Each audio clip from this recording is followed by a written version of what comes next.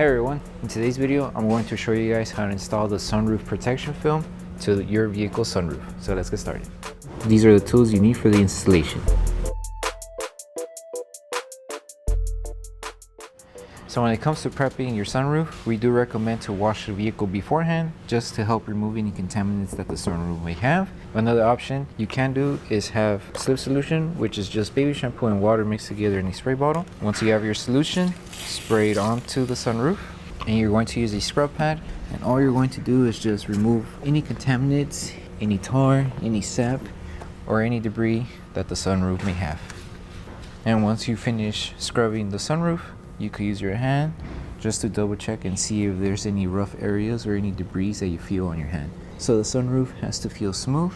That way you know there's no contaminants left over on the sunroof.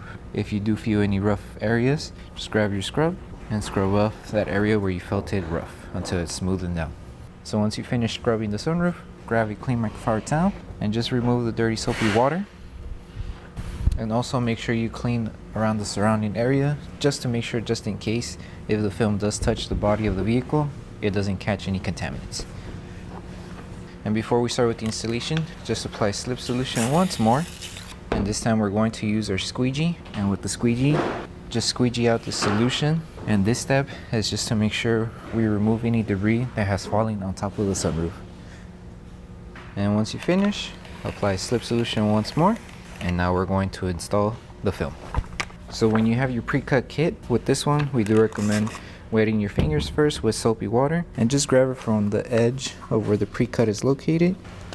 So you just peel it off slowly. And as you're peeling it off, apply slip solution to the adhesive side of the film.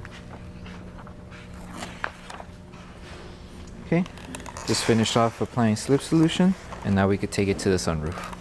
And then just carefully place the film on top of the glass. Make sure to align it as close to the edge as possible. Once you place the film and it's aligned, spray slip solution on top of the film. Grab your squeegee, start from the center, and work your way out. With this squeegee, just apply a little bit of pressure. That way you are able to remove any bubbles that are underneath the film. And then just do this all across the film until you tack down the entire film. Just double check, inspect the film, make sure there's no bubbles left over. And once you finish removing all of the solution underneath the film, we can move on with the next step, which is applying heat around the edges. That way we help seal and remove any fingers that may be popping out around the edges. So in order to heat up the edges, apply slip solution around the edges.